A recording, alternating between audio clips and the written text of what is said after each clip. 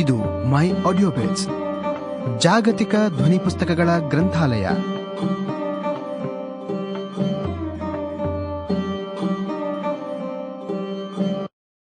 ಇದು ಮೈ audio bits ವತಿಯಿಂದ ಕಾದಂಬರಿ ಆತ್ಮಸಂಘರ್ಷ.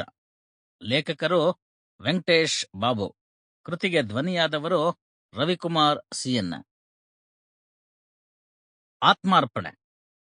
ನಟ್ಟ ನಡುರಾತ್ರಿ 12ರ ಸಮಯ.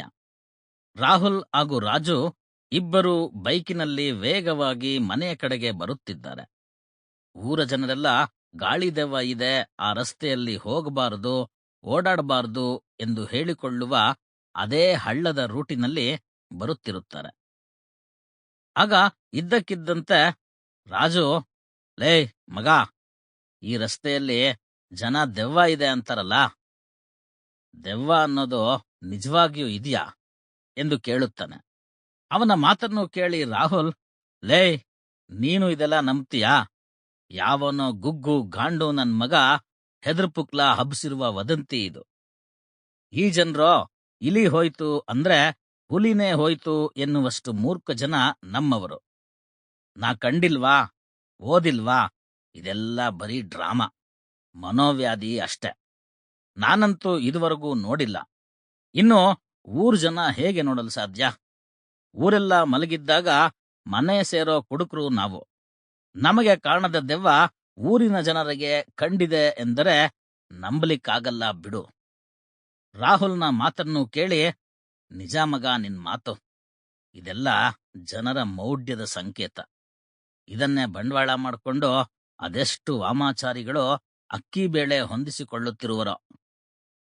ಮೊನ್ನೆ ಅದ್ಯಾವುದೋ ಗಂಟ್ಲು ಹರ್ಕೊಂಡಂತೆ ಮಾತಾಡ್ತಾಳಲ್ಲ ಆ ಟಿವಿ ಚಾನೆಲ್ನಲ್ಲಿ ಒಂದು ಪ್ರೋಗ್ರಾಂ ನೋಡಿದೆ.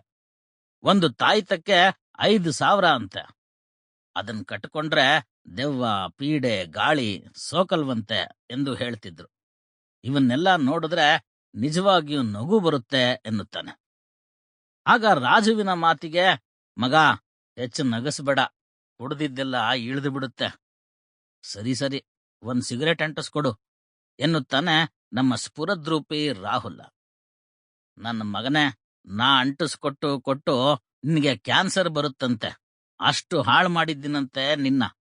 ನಿಮ್ಮ ಅಮ್ಮ ನಮ್ಮ ಅಮ್ಮನ ಬಳಿ ಕಂಪ್ಲೇಂಟ್ ಮಾಡಿದ್ದಾರೆ, ಅದು ಗೊತ್ತಾ ನಿನಗೆ ಎನ್ನುತ್ತಾನೆ ರಾಜು. ಆಗ ರಾಹುಲ್, ಒಂದು ದೂರು ಮುಖ್ಯಾನೋ ನಾನ್ ಮುಖ್ಯಾನೋ, ಈಗೇನ್ ಅಂಟಿಸ್ಕೊಡ್ತೀಯೋ ಇಲ್ವೋ ಎನ್ನುತ್ತಾನೆ. ಆಗ ರಾಜು, ಲೇ ಮಗ, ಇನ್ನೇನ್ ಊರ್ ಹತ್ರ ಬಂತು, ಈಗ ಸಿಗರೇಟ್ ಸೇದಿದ್ರೆ ಬಾಯಿ ವಾಸನೆ ಬರಲ್ವಾ, ಬೇಡ ಬಿಡೋ ಎನ್ನಲು ರಾಹುಲ್, ಲೇ, ಮನೆಯಲ್ಲಿ ಎಲ್ಲರೂ ಮಲಗಿರ್ತಾರೆ, ಯಾರೂ ಎದ್ದಿರಲ್ಲ, ಅಷ್ಟಕ್ಕೂ ಮುಖದ ಹತ್ರ ಬಂದು ವಾಸನೆ ನೋಡಲು ನಮ್ಗೇನ್ ಮದುವೆ ಆಗಿದ್ಯಾ? ಸೊ ನೋ ಪ್ರಾಬ್ಲಮ್, ಅಂಟಿಸ್ಕೊಡೋ ಮೊದ್ಲು ಎಂದು ರೇಗುತ್ತಾನೆ. ಆಗ ರಾಜು, ನೀನೇನೋ ಹೇಳ್ತೀಯ, ನಿಮ್ಮಮ್ಮ ಇದ್ದಾರೆ, ಅದು ಗೊತ್ತಿರ್ಲಿ. ನಮ್ಮ ಮನೆಯಲ್ಲಿ ಅಪ್ಪ ಬಾಗಿಲ ಬಳಿಯಲ್ಲೇ ಮಲಗಿರುತ್ತಾರೆ.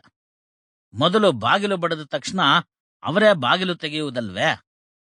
ಅವ್ರ ಮೂಗು ಒಂಥರ ಸೈಬೀರಿಯನ್ ಹಸ್ಕಿ ನಾಯಿ ಜಾತಿದು, ಮೀಟರ್ ದೂರ ಇದ್ರೂ ಗಮಲು ಹಿಡಿಯುತ್ತೆ. ಅಂತ ವ್ಯಕ್ತಿ ನನ್ನಪ್ಪ ಎನ್ನುತ್ತಾನೆ. ರಾಜುವಿನ ಮಾತನ್ನು ಕೇಳಿ ನಗುತ್ತಾ, ಚಿಂತೆ ಏಕೋ, ನೀನ್ ಅಂಟಿಸ್ಕೊಡು, ನಾನ್ ಸೇರ್ತೇನೆ. ಬೈಕ್ ಓಡಿಸುವಾಗ ಅಂಟಿಸಲು ಆಗಲ್ಲ, ಇಲ್ಲ ನಾನೇ ಹ್ಯಾಂಡಲ್ ಬಿಟ್ಟು ಅಂಟಿಸ್ಕೊಳ್ಳೋಣ ಅಂದ್ರೆ ನಿನಗೋ ಹ್ಯಾಂಡಲ್ ಬಿಟ್ರೆ ಯಮಭಯ. ಆವತ್ತೇ ಹೇಳಿರುವೆಯಲ್ಲ, ಬೈಕ್ ರೈಡಿನಲ್ಲಿ ಕೈ ಬಿಟ್ಟು ಓಡಿಸಿದ್ರೆ ನಾ ಎಂದೂ ನಿನ್ನ ಹಿಂದೆ ಕೂರಲ್ಲ ಎಂದು. ಅದಕ್ಕೆ ಇಷ್ಟು ನಿನ್ನ ಕೇಳ್ತಿರೋದು ಎನ್ನುತ್ತಾನೆ ಸುಂದರಾಂಗ ರಾಹುಲ್. ಸರಿ ಇರಪ್ಪ ಎಂದು ತನ್ನ ಜೇಬಿನಿಂದ ಸಿಗರೇಟ್ ತೆಗೆದು ಅಂಟಿಸಿ ಒಂದು ದಮ್ ಎಳೆದು ರಾಹುಲ್ನ ಕೈಗೆ ಕೊಡುತ್ತಾನೆ. ರಾಹುಲ್ ಎಡಗೈಯಲ್ಲಿ ಸಿಗರೇಟ್ ಹಿಡಿದುಕೊಂಡು ದಮ್ ಎಳೆಯುತ್ತಾ ಬೈಕ್ ಓಡಿಸುತ್ತಿರುತ್ತಾನೆ. ಇಬ್ಬರೂ ಮದುವೆಯಾಗದ ಹುಡುಗರು ಎಂದ ಮೇಲೆ ಸಹಜ ರೈಡಿಂಗ್ ಇರುತ್ತದೆಯೇ? ಅಲ್ಲಿ ಕೊಂಚ ಡಬಲ್ ಮೀನಿಂಗ್ ಸಂಭಾಷಣೆ, ನಗು ಸಹಜ ಅಲ್ಲವೇ? ಹಾಗೆಯೇ ಮಾತುಕತೆಯೊಡನೆ ಊರಿನ ಕಡೆಗೆ ಬರುತ್ತಿರುತ್ತಾರೆ. ಬೈಕ್ ಆ ಹುಣಸೆ ಮರದ Sample complete. Ready to continue?